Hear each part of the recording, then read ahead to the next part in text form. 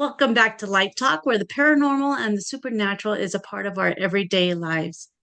We have a wonderful guest with us tonight, and I'm so excited to have her on. She's got lots of experiences. So, we're going to get started. Welcome to the show, and go ahead and introduce yourself and tell us a bit about you. Thank you. My name is Jessica Sisco. I am a medium and healer. And I do have several ways that you can work with me. I do Reiki, I do mediumship and spiritual guidance. So that can be found at spiritualreadingsnj.com. Awesome. Awesome. So, how did you get going with all of this? Well, when I was in college, this kind of all opened up for me. And then I had a reading with a medium, and she really encouraged me to develop my abilities. Strangely enough, it was my grandmother who came through and let me know that this came from her, and she really encouraged me to develop this. That's awesome. That's awesome. So, did you realize it was your grandma by the way this medium was talking, or and it just felt all natural to you, or? Um, yes, she did bring her through and bring me some evidence to validate, because that's a really important part of mediumship, is that we can validate who is communicating. And I've gotten the same validation over the years from other mediums who have brought through my grandmother and validated that, yes, this came from her side of the family, and that I'm really encouraged to develop this. And I've had a lot of support from spirit to keep going down this path. That's wonderful. That is so awesome. So, after you had your reading, did you go into like some classes? How did you enrich your skill sets? I didn't go into just jump into classes right away. I was kind of still a little bit scared to venture into all of this. I wasn't sure if I really wanted to get involved, but at the very least, I did want to learn how to manage it so that it wasn't waking me up at night or keeping me from falling asleep in the first place. So I kept researching, and I found a development class, and I figured, well, I'll give it a shot. And if it doesn't work out, then it doesn't work out. And as this class was going on, I received a stronger and stronger pull to take this past to the point of just developing it and to bring this work to people. Yeah, that's awesome. I'm so glad you did. You're kind of moving out of the camera there. There you go. Awesome. Um, yeah, so that's really wonderful that you did that. And so you got yourself moving, you raised your vibration and you've gotten your skill sets up higher, and now you've had some experiences with all of this. So first one that we spoke of was um, that you were Catholic and that you saw Jesus. Yes, yes, that is very interesting.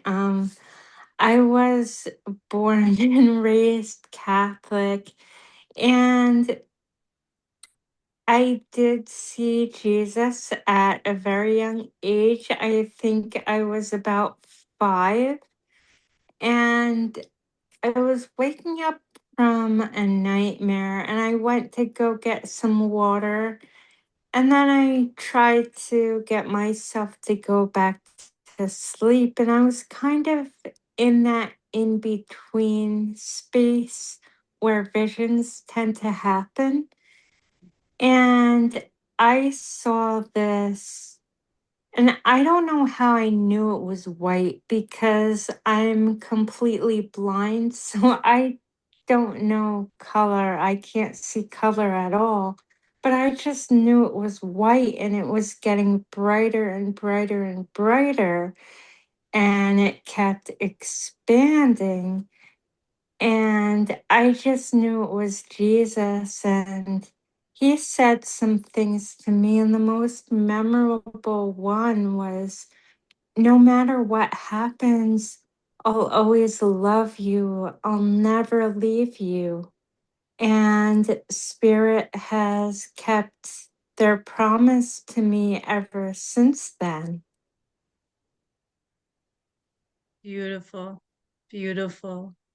Are there any ways that you really noticed that they were there and was helping you through? You don't have to go too detailed if you don't want to, but um, like any examples of how they showed themselves to you? Oh, yeah, definitely. Um, Not too much as a child. Um, there were a couple of incidents. One that my mother relayed to me. I was very young and I wanted to play with the bigger kids on the slide because my brother was older and him and his friends were on the big kids slide in our yard. And my parents were kind of like, well, when you're older, we don't want you to get hurt. And being a kid, I went out anyway and I climbed up and I didn't know. I guess I was supposed to sit down on the edge and go down. So I tried to walk down and I started going and I Oh, couldn't stop myself. And all of a sudden, this force, this kind of energy slowly pushed me back up. My mom was starting to go outside to try to save me when she saw that. And she told me about it years later. And I had a similar experience a couple of years later when we had this rock wall around my house where I used to live, and I would go outside and play with the other kids. And the rule was you can play anywhere else, but not on that rock wall, because over that rock wall, first of all, it's very high, and second of all, over it were prickly bushes. So you didn't really want to go in there, but being a curious kid, my dad left me outside to play because he figured, well, she knows not to do that. But I climbed up on it oh, and I started going over and falling, and I couldn't stop myself. And all of a sudden I felt something, someone pick me up, put me back upright, and I was a little shaken. And a second later, I heard my father come out. I don't know if he saw it, but he thought I was taking a little long to come back inside, so he went to check on me, and I I was saved again. That is so So awesome. yeah, Wow. That is so cool. And not just once, like many people that I've talked to and everything, it seems to have only happened once, but it happened twice. yes, Wow, that is so awesome. So awesome. Hmm. Um, so there was an instance that Jesus was speaking with you and um your brother, he did something for your brother's sake. He was quiet. He wanted you to be quiet for your brother's sake.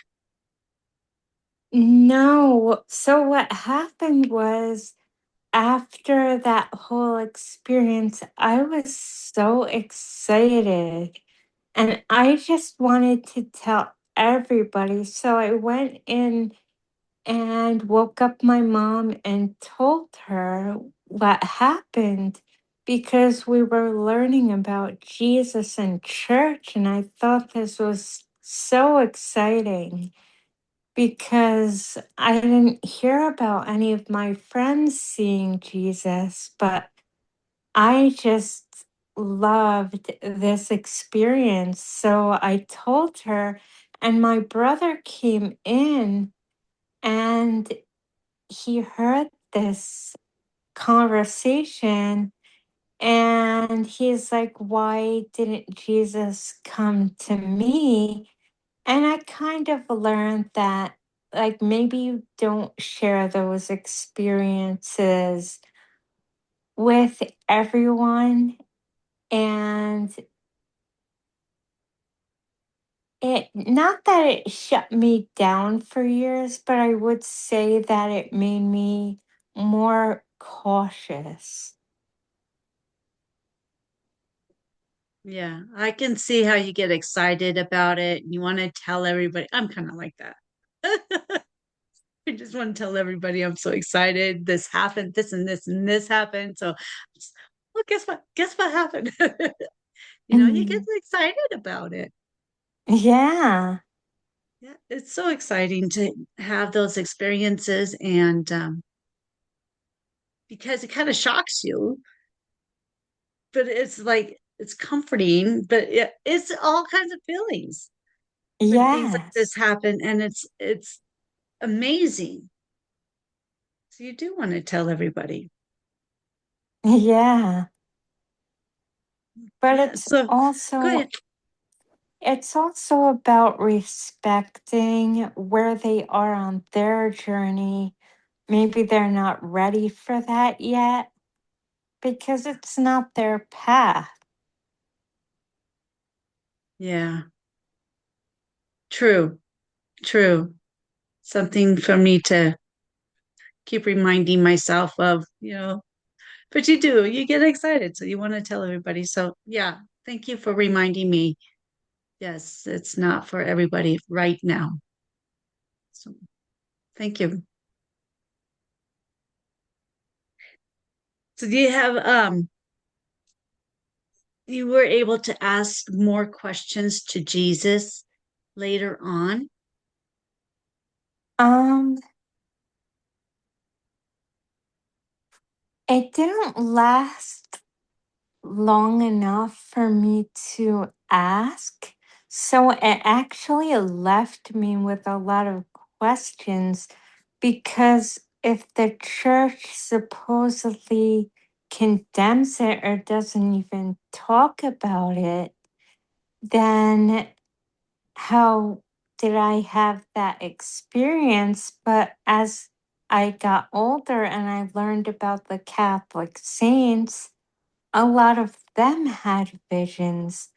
So I think I was left with more questions than answers until I learned to develop my abilities And what I came to realize is that the church and spirituality are actually not in opposition to one another. Right. These these experiences may not be talked about in the church. They may be skeptical of it, but spirit communication happens in the church too. They may not refer to it that way, but that's what it is. Right. Right. I agree. I've been hearing a lot, and I need to reread the Bible myself, but I think it's going to be a different experience when I do read it because I'm going to see it more in the paranormal side of it this time. And it's going to be interesting to reread it. Yeah. Yeah. Um, so now that you're learning your skill sets, you're learning um, to raise the energies, raise your skills, you're now doing what now at this point? Right now, I am doing mediumship, and it's more toward bringing through spiritual guidance, bringing healing and comfort to people. And I also do Reiki, but I also bring the guidance from spirit, from my intuition into that so that people can use it to help them kind of see what's going on with their energy and have a shift, maybe change their perspective a little bit on something that they've been dealing with. Yeah, yeah. I know some people when they're doing Reiki, do you get visions of any sort to like a message for your client? Do you get things like that? I don't receive visions. That's mostly with the mediumship work that clairvoyant images will come through from time to time. But during the Reiki, I get like an inner knowing or a feeling or just a thought that pops into my head. Yeah. Or sometimes, because I like to talk during Reiki sessions, I like to talk about people's intentions, what they want to shift or what they want to work on. I like to talk during this session, but there have been times when I've received the guidance that, hey, this person just needs to rest and I'll let them have a quiet session. That's really cool. That's good to know because other people may be wanting that too. And we don't know on a typical person. We don't know unless we get that message. That's awesome. I love that. So when do you do shows or anything when you're doing your Reiki or your mediumship or anything? Do you go on to these expos or shows or do you do things like No, that? no, I don't. That tends to it feels very draining when I tune into doing something like that. It's like kind of like, no, you don't need to be doing that right now. Okay. Okay. So when you're doing your Reiki and all, it's through a Zoom, or is it virtual, or do you just kind of do it long distance? I do it over the phone. If someone wants a Zoom session, I'm definitely open to that as well. Awesome. Awesome. That's great. That's awesome. Um, so when you're doing Reiki, do you have outside of visions, do you have any other things that come through, any feelings, any words, or besides, shh, quiet these people. This one wants silence. Do you get any other like feelings within the body or anything like that?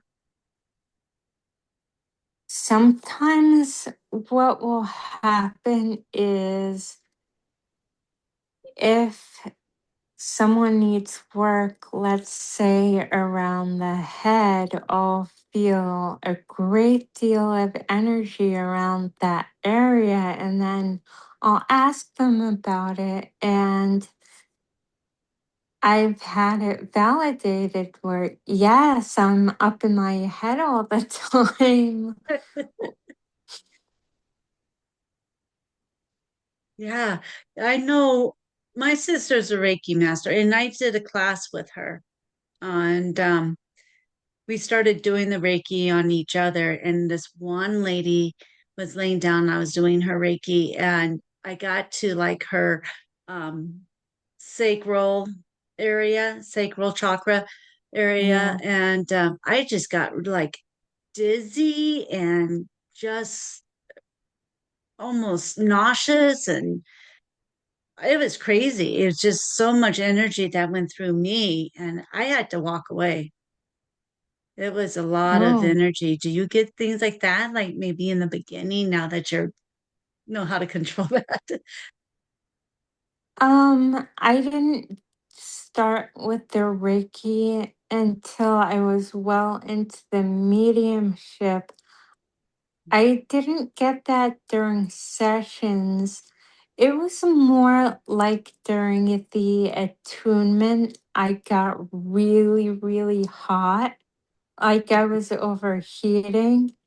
And then I was like, oh my God, I need air. And then it was done. So it was just like a lot of energy going through me, but no like intense dizziness or anything like that. Yeah. So yeah, that's that just lets you know that the energy is coming through, huh? That all that Yes. energy, or what I'm getting, the getting all wacky on my mind, and just dizziness and everything. Yeah, that was very intense. Very intense. Is anything like that ever happened to you? Like just in another way, not that you feel sick or anything, just such energy that came from a client that was just so strong for you. And it could be Um, mediumship too.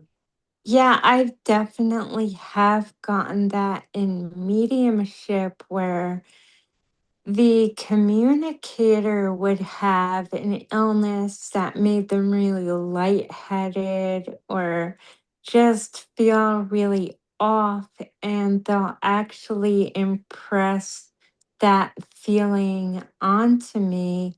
And I had to learn how to manage it so it wouldn't be overwhelming, and even to sometimes ask spirit to step away.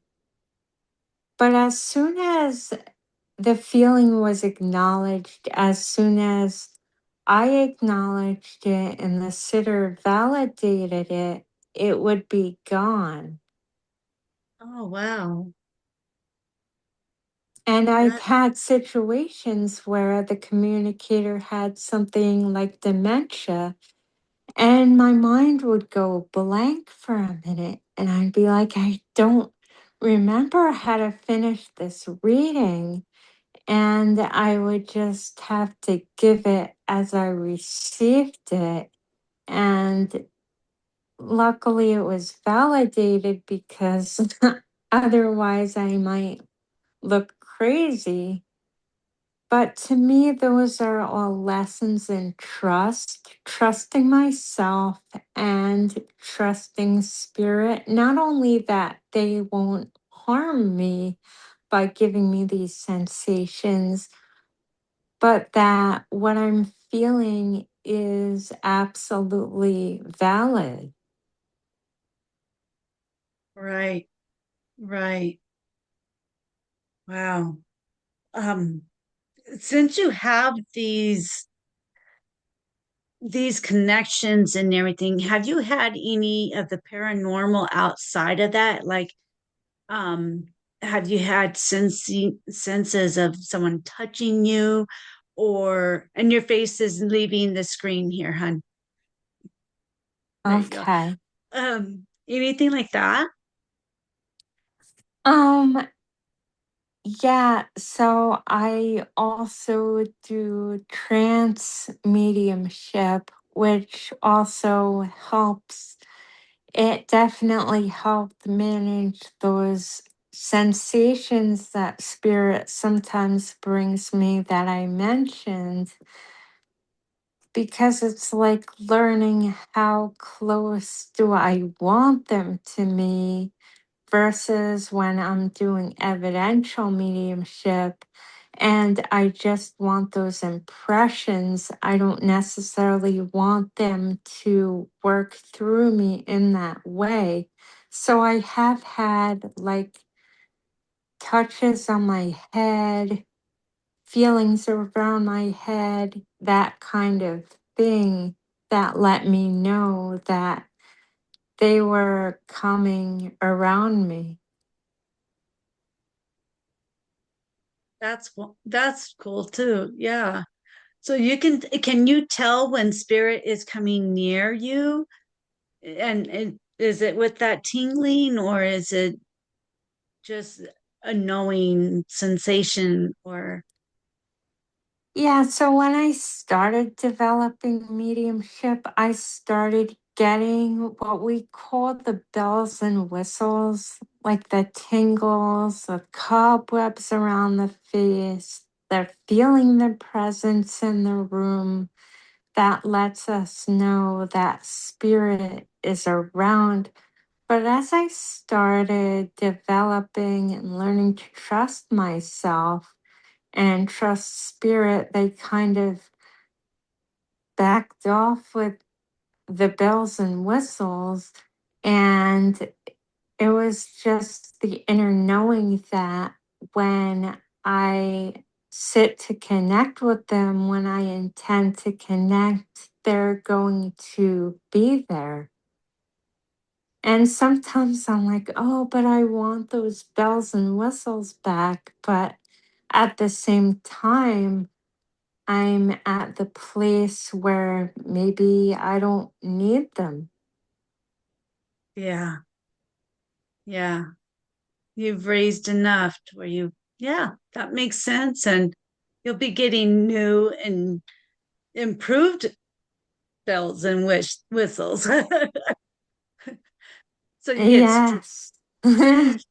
you get the stronger and stronger sensations of other areas and where your skill set is. So you have, like the clairvoyance you say you have.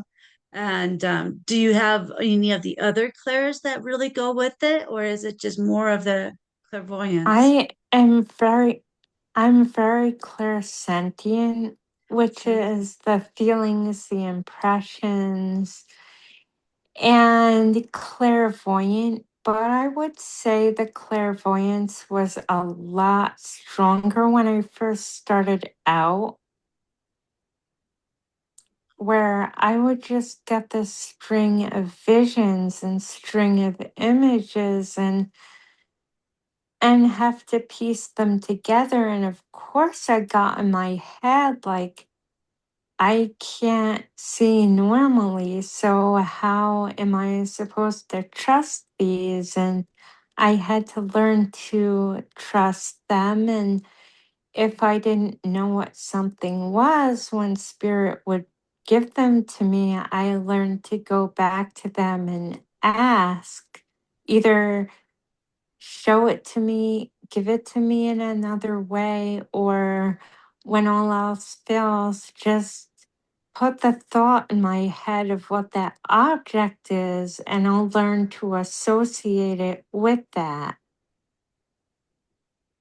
That So is I've cool. kind of Yeah. developed that with them, and then they moved me into bringing through more of the essence of the communicator, their personality, how they were in life, and impressions of how they passed, who they were, maybe some of the relationship dynamics around them, everything that relied on feeling. And I got mostly that for a while. And then they kind of put them together. Oh, so it's kind of working on the step by step and bringing it all together to make that vision for you a little more clear. That's awesome. That's awesome. And your face has kind of left the screen again. There you go. Thank you. Yeah, so it's great that they're working with you like that. And with being blind, it makes so much sense that your sensations are heightened because of that. I think that is just really super cool. And I love the idea that you're moving forth with all of this despite the blindness. I think this is great. I think this is awesome. I think you're able to give other people so much more confidence in what they're doing, no matter what is going on in their life. You rock. Thank you. Yeah, yeah. I think it's really, really super cool. Um, is there any more stories you would like to tell us, or anything else you would like to give us the feel of what it's like to be a medium, or any other experiences? I have so many, I wouldn't even know where to begin. Um, but yeah, it's just a very interesting thing, and it's something that I learned that anyone can really begin to develop. It's just shifting your attention from what's going on around you in the physical world to what's going on beyond that. Yeah, yeah. That is wonderful. That is so wonderful. It's even hard for, someone that's all, um, how do I want to say this? That appears to be more, has no disability. I'm sorry if I'm saying this in a mean way. I'm not meaning to. Um, but someone that can see and, has all their limbs and everything like that, because I feel like there would be a harder time just because you would feel like that you wouldn't be able to do it. But it's a mindset. You have to have that mindset. Yeah. Yeah, exactly. And it's actually interesting. Some of the early mediums, and even sometimes in our development circle, they practice under a blindfold to kind of learn to get themselves out of the way and to get beyond those limitations that are just perceived anyway. Right. Yeah, good point. Good point. Yeah, that's awesome. Well, I am so proud of you. I think you're doing a great job. I think you've got a lot going for you, and it's awesome. It's awesome. I would be curious to hear more of your stories, different things that you've encountered throughout your journey. Yeah, I like what? Anything that was like not the norm, not anything that's like, okay, well, that was weird. Okay, that was just plain not right. Or anything along, anything that just was off from like the normal human feelings. Yeah, I think my whole development was kind of like that. Like, this is different than anything I've ever felt. So explain some of those experiences if you could. Yeah, so the first meditation, the first exercise we did in my unfoldment class was actually the first time I really, really experienced my clairvoyance, because the exercise was to connect with one of our loved ones and get a shared memory in whatever way we perceived it. And when I was doing the meditation, all of a sudden I was in my grandmother's house on Christmas Eve. This was a huge tradition for us. We would go and decorate her tree. So I saw right in front of me her tree with all the glittery icicle ornaments. She had different decorative things.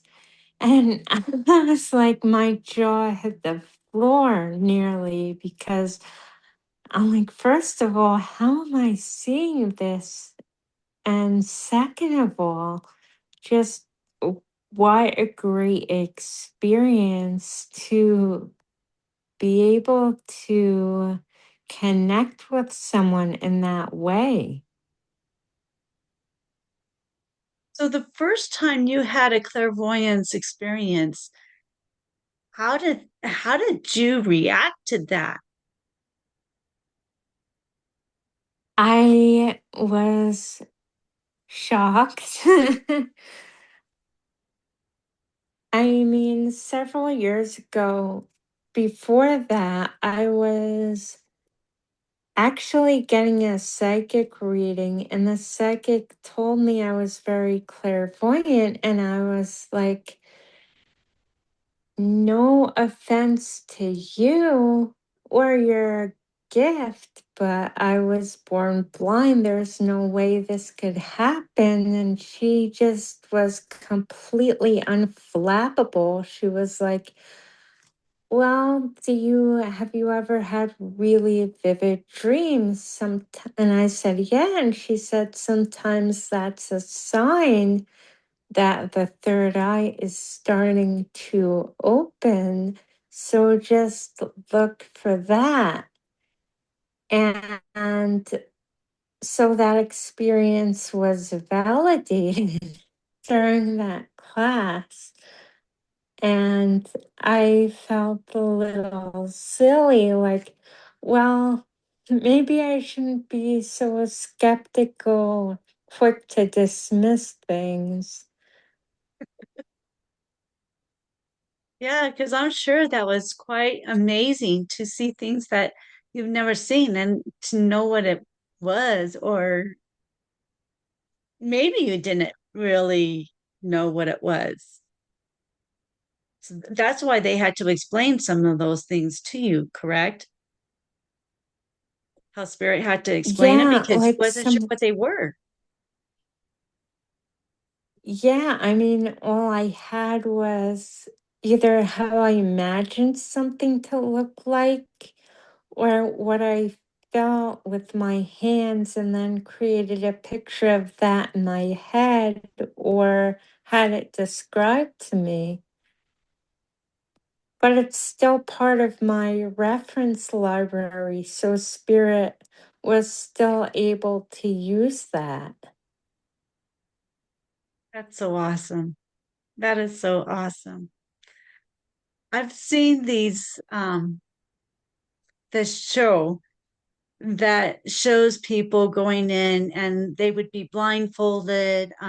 Some people were blind, but people would go in and they would be completely blindfolded and they'd end up riding a bike through an obstacle course and all of this without being able to see. Have you experienced anything like that, like in a remote viewing kind of thing?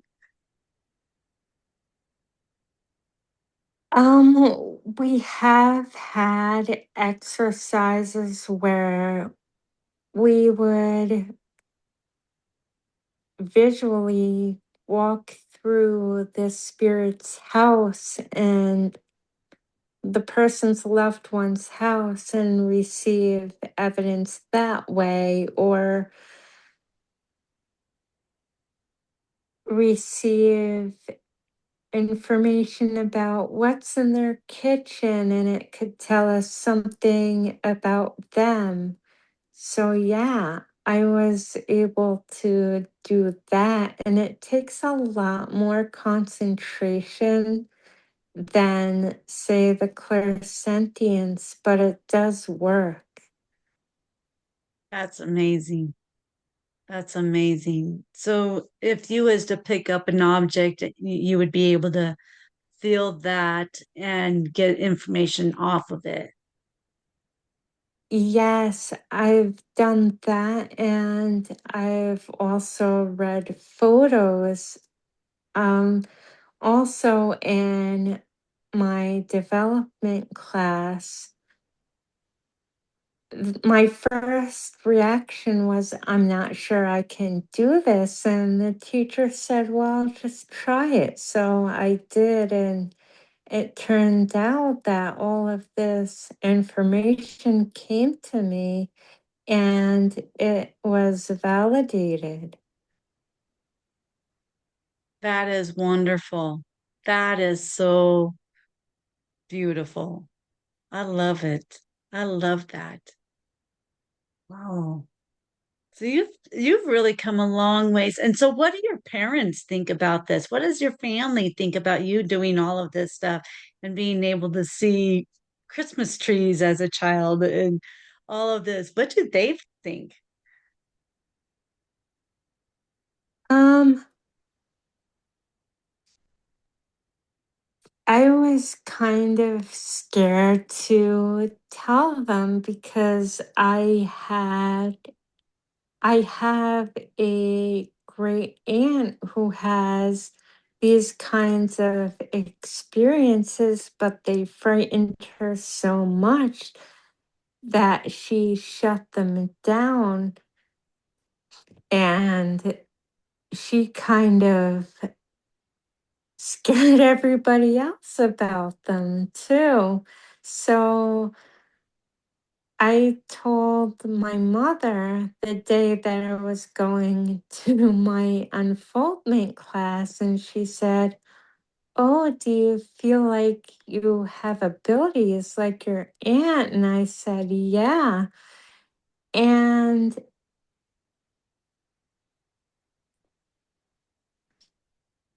I think they were supportive of me doing this work, but I think they also kind of thought that, well, maybe this is a phase, or maybe this is something she wants to do for entertainment. I don't know. I would say that they are supportive in the ways that they can be. I think that that is why it's important to have like-minded people around you, because they can support you in the ways that other people can't, in validating your experiences, your feelings of feeling alone, like you're the only one in your family who has this.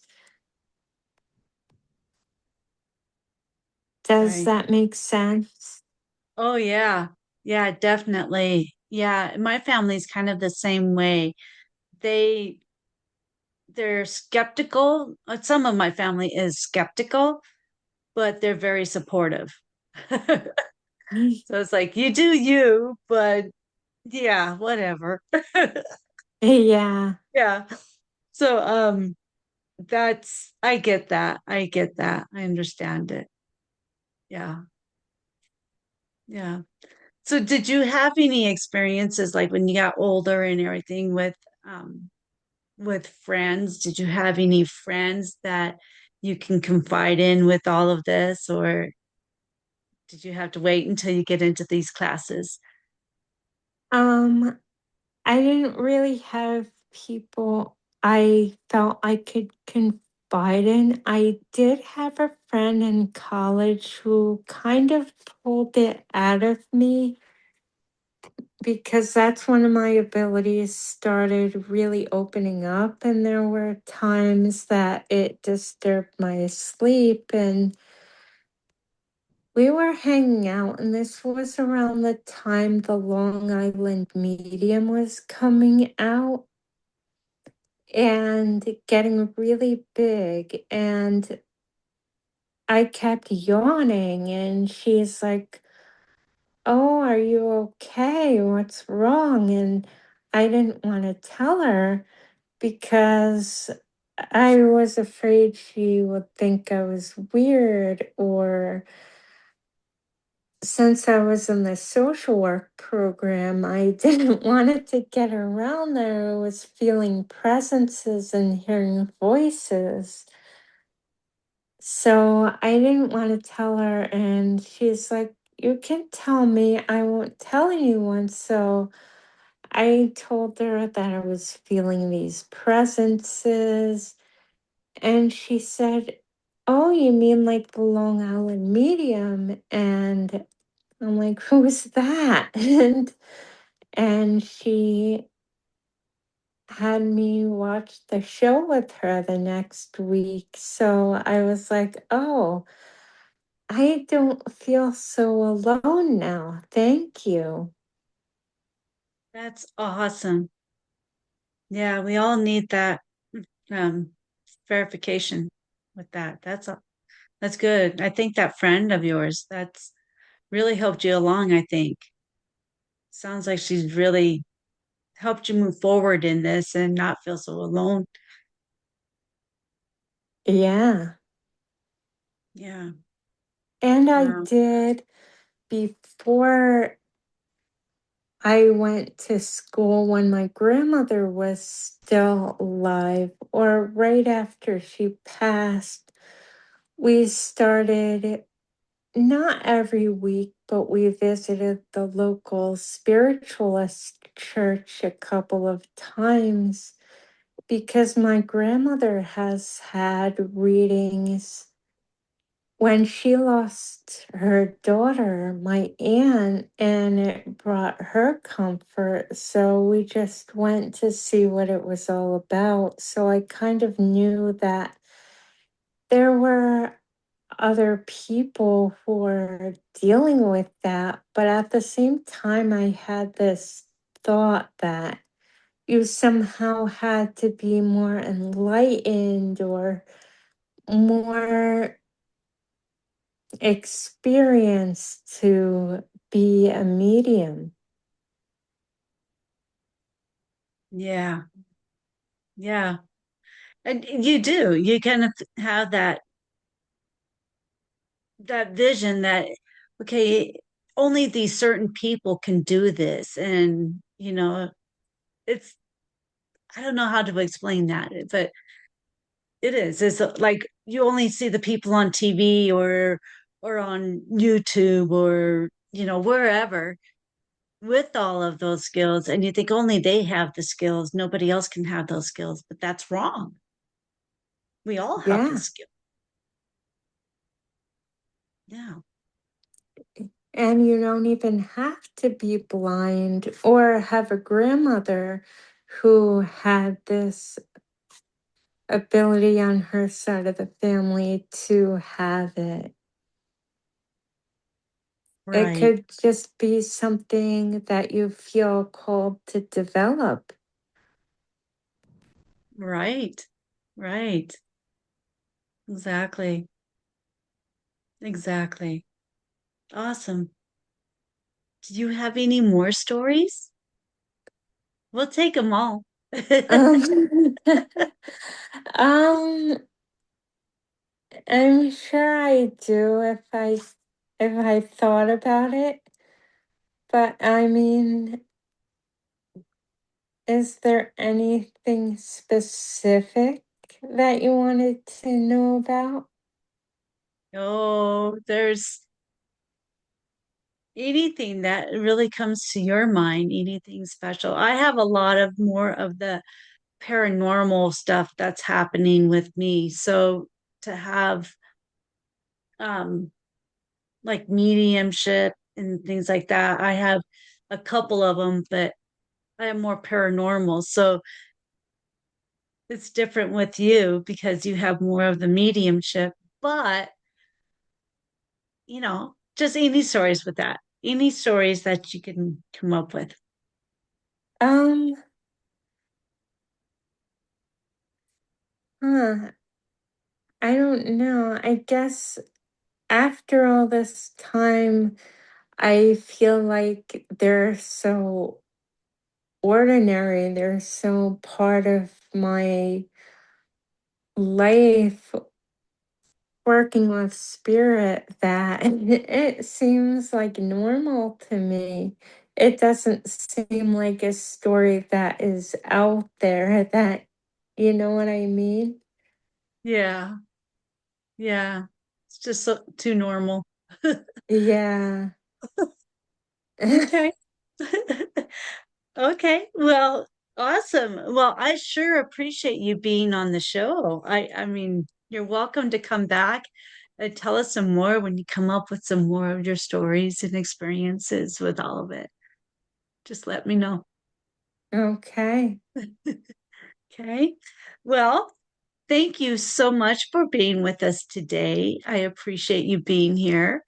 And do you have any last words or any wise wisdom that you have to give us? Um, what I would say is just keep questioning your perceived limitations because I didn't even realize that I could see with my mind's eye. And sure enough, spirit doesn't need my physical eyes to see. And I thought that I needed to be this enlightened person to be a medium. And that wasn't true either. So, question your perceived limitations. And what I learned very recently actually is that you don't have to believe everything that your mind tells you. Ooh, ooh, That makes things a little more on the trickier side, eh?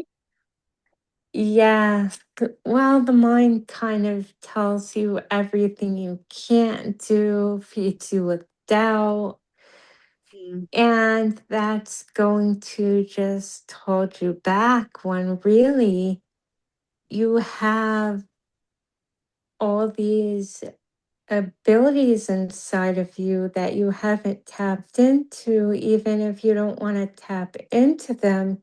You have all this potential inside of you. And what do you want to do? Just take that next step and question the doubts that have been placed in your mind. So working through your ego and looking into your inner self. Yeah. Yeah. Okay. Well, thank you again for being with us. I sure appreciate your time. And if anyone else out there has any stories you would like to share, email me, lighttalk423@gmail.com. And we will talk with everyone next time. Bye. Bye.